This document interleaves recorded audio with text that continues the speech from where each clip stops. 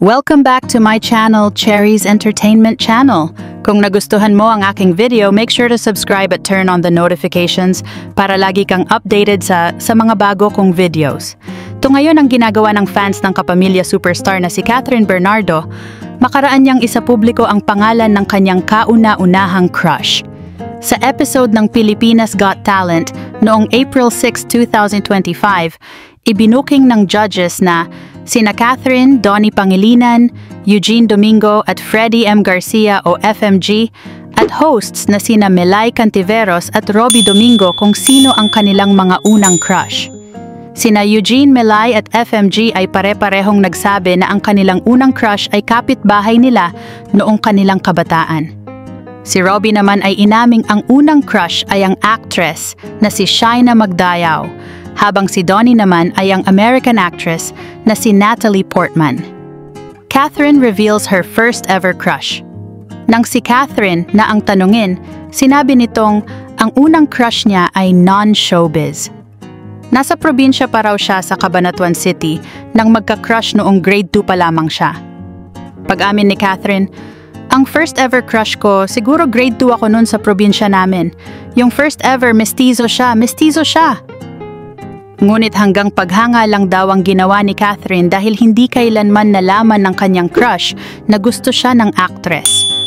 Paliwanag ni Kathryn, kapag crush ko, mas lalo ko yun hindi kakausapin. Mas lalong hindi mo talaga mararamdaman. Kahit isabit mo ako, hindi ko aaminin na crush kita, yung ganun. Sa puntong ito ay pinilit ni Melay si Kathryn na sabihin ang pangalan ng kanyang first ever crush.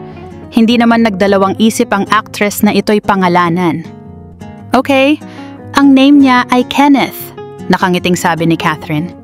Mabilis na pinag-usapan online ang pag-amin na ito ni Kathryn. Sa X, dating Twitter, mapapansin na kanya-kanya ng paghahanap ang netizens sa Kenneth na sinasabi ng actress na dati nitong crush. Kenneth, na classmate ni Kathryn noong grade 2, kung nababasa mo ito, ikaw ang first crush ni Kathryn Bernardo. Hahaha, tweet ng isang netizen. Saad pa ng isa, published as is.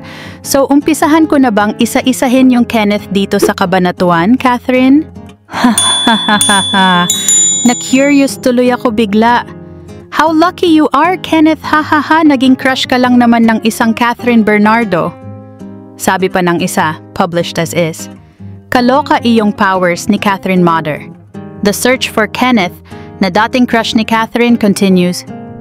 May ilang netizens ang nakahanap sa di umano'y Kenneth na sinasabi ni Kathryn.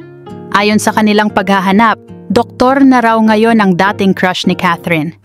Habang isinusulat ang artikulong ito ay hindi pa nakukumpirma kung ito ba talaga ang Kenneth na tinutukoy ng kapamilya actress. Maraming salamat sa panonood, hanggang sa muli.